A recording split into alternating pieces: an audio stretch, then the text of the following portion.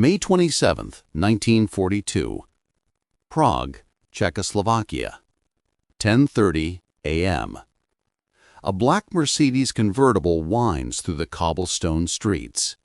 Inside sits a man so dangerous, so ruthless, that even Adolf Hitler called him the man with the iron heart.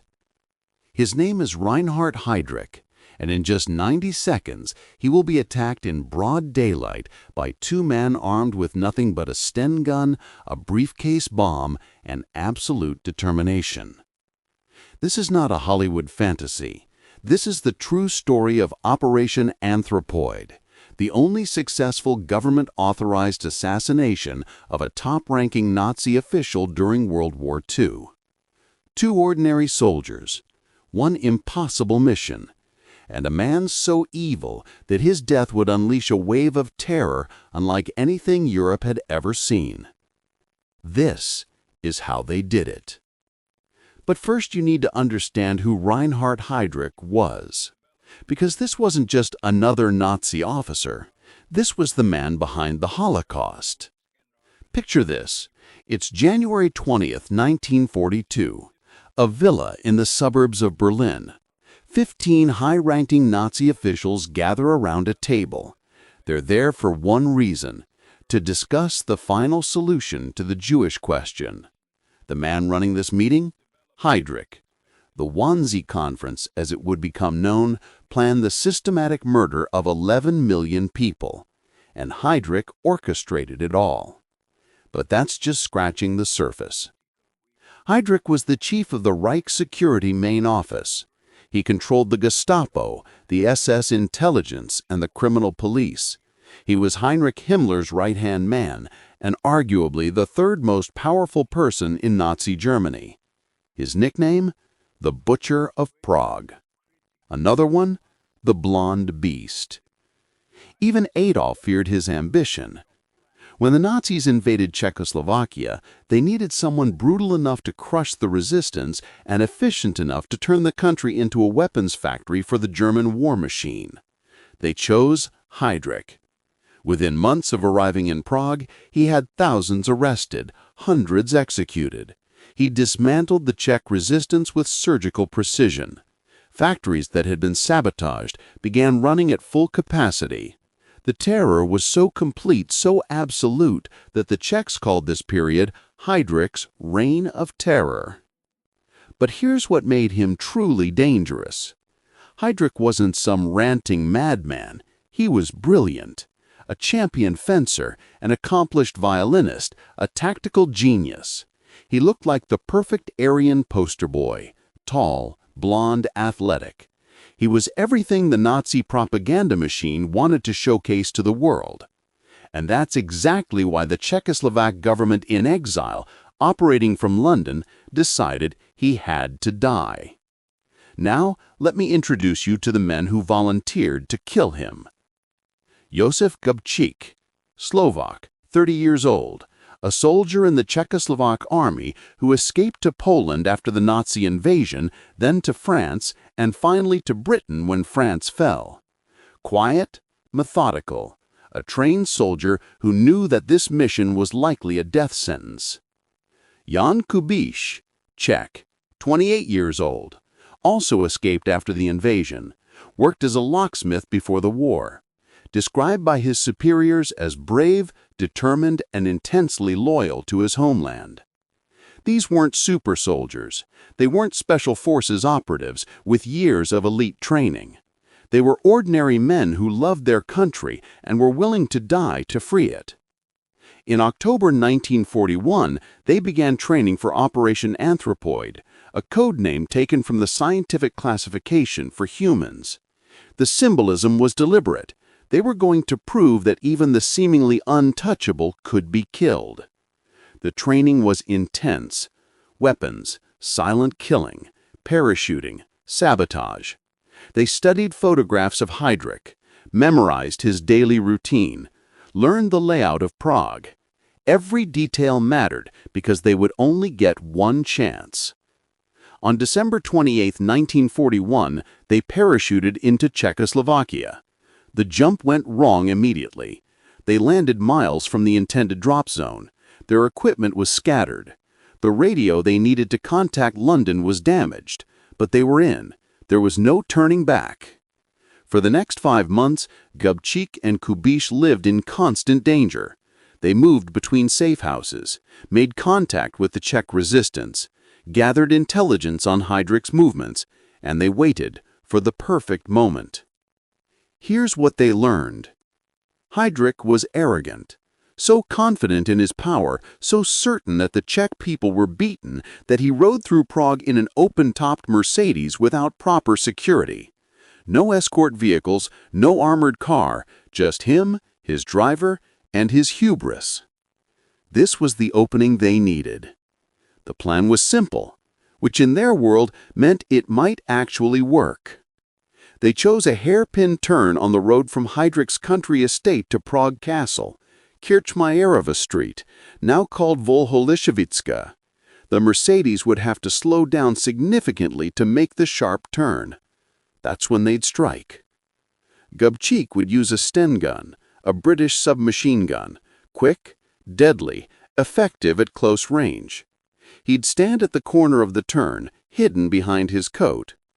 Kubiš would act as backup with a modified anti-tank mine inside a briefcase. If Gabčík's gun didn't work, Kubiš would throw the bomb at the car. A third resistance fighter, Jozef would stand 100 yards up the road with a mirror.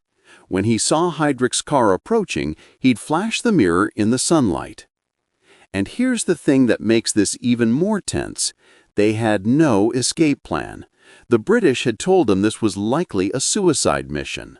After killing Heydrich, they were to try to escape, but everyone knew the odds. The Nazis would lock down the entire city. Thousands of soldiers would hunt them. Their faces would be everywhere. They knew all this, and they did it anyway. May 27, 1942. They got into position at 10 a.m. And they waited. 10:28 a.m. The signal. Gabčík's mirror flashes. The black Mercedes is coming. The car slows down for the turn, exactly as they predicted. Heydrich sits in the front passenger seat, dressed in his SS uniform, completely exposed. Gabčík steps out from behind the tram stop, throws off his coat, raises the Sten gun, aims at Heydrich from less than 15 feet away, and pulls the trigger. Click. Nothing.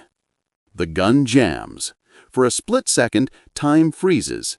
Heydrich sees the weapon. Instead of ordering his driver to speed away, he does something incredibly foolish and incredibly in character. He orders the driver to stop. He stands up in the car and reaches for his pistol. He's going to shoot Gabčík himself. This is the moment. Kubiš, standing behind Gabčík, realizes the Sten gun has failed. He grabs the briefcase, runs toward the car, and with everything he has, he hurls the bomb at the Mercedes. The explosion is deafening. Smoke, debris, shrapnel, glass. The bomb doesn't land inside the car, it detonates against the rear wheel. But the blast is powerful enough. Fragments of the bomb, pieces of the car, even fibers from the car's leather seats are driven into Heydrich's body. His spleen is ruptured, his diaphragm is torn, a piece of shrapnel lodges near his spine. But Heydrich doesn't fall.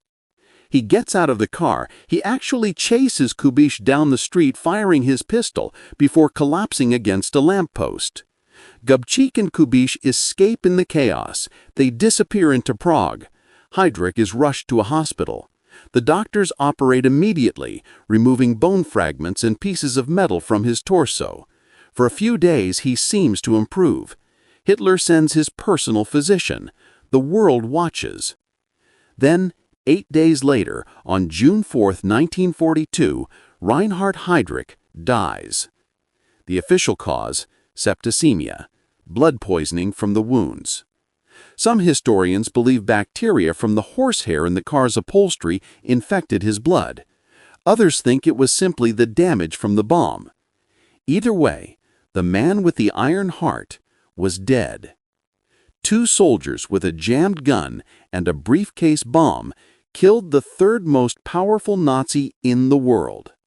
But the story doesn't end there, not even close. Hitler was furious, absolutely enraged. He wanted revenge on a scale that would terrorize all of occupied Europe. He wanted every Czech to understand that resistance would be met with annihilation. The response was called Operation Linden, but history would remember it as the Heydrich Terror. Within hours of the assassination, the Nazis sealed Prague. No one in or out. Then they started rounding people up. Thousands arrested, hundreds executed, anyone even remotely connected to the resistance. The Gestapo offered a reward of 1 million Reichsmarks for information leading to the assassins. They threatened to execute thousands more if the perpetrators weren't found. But the worst was yet to come.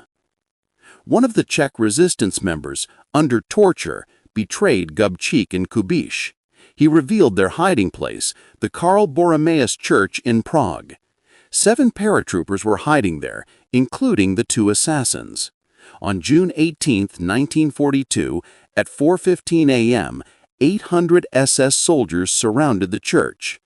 The battle that followed would last for hours. The paratroopers were in the crypt beneath the church. The only entrance was a small opening in the floor. The SS tried everything: tear gas, flooding the crypt with water from fire hoses, grenades. The paratroopers fought back with their last ammunition. When they ran out of bullets, they saved their final rounds for themselves. Jozef Gabčík, Jan Kubiš, and their 5 comrades chose to die rather than be captured. But the Nazi revenge didn't stop there. On June 10, 1942, the village of Lidice, falsely suspected of harboring the assassins, was completely destroyed. The Nazis shot all 173 men and boys over age 15. They sent the women to concentration camps. They sent the children to be Germanized or killed. Then they burned every building to the ground, bulldozed the remains, and planted crops over the ruins. They literally tried to erase Lidice from existence. They did the same to the village of Ležáky. In total, over 1,300 Czechs were killed in direct reprisals for Heydrich's death. So was it worth it? That's the question historians still debate. The British government, when they heard about the reprisals, questioned whether ordering the assassination had been the right decision. The Czech resistance was decimated. Thousands of innocent people died. Entire villages were erased. But here's what else happened. The assassination showed the world that the Nazis were not invincible, that even their highest-ranking officers could be touched, that occupied people would fight back no matter the cost.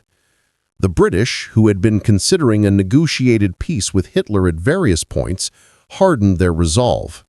The Americans, still getting into the war effort, saw the brutality of the Nazi response and understood exactly what they were fighting against. And there's this. Reinhard Heydrich was irreplaceable. He was the architect of the Holocaust, the genius behind Nazi terror efficiency. His death created a power vacuum that was never truly filled. Himmler tried to take over his roles but lacked Heydrich's brilliance. Some historians argue that the Holocaust's implementation became less efficient after Heydrich's death, and in a genocidal machine, less efficient meant lives saved. The Czechs never forgot their heroes. After the war, Jozef Gabčík and Jan Kubiš were declared national heroes. Streets were named after them, monuments erected. Their story became a symbol of resistance against tyranny. In 2009, the remains of the paratroopers killed in the church were given full military honors and reburied. Thousands attended. They were finally honored as the heroes they always were. 2 ordinary men, armed with a faulty weapon and a briefcase bomb, facing impossible odds. They knew they would die. They did it anyway. Because sometimes, courage isn't about survival. It's about showing the world that evil can be defeated, that tyrants can bleed, that one act of defiance can echo through history. On May 27, 1942, in a street in Prague, two soldiers changed the course of World War II. They paid for it with their lives. Thousands of their countrymen paid for it with theirs. But Reinhard Heydrich, the Butcher of Prague, the blonde beast, the man with the iron heart, was dead. And the world learned that monsters can die. That's Operation Anthropoid. That's how two soldiers killed Hitler's most dangerous commander. And that's why we still tell their story today.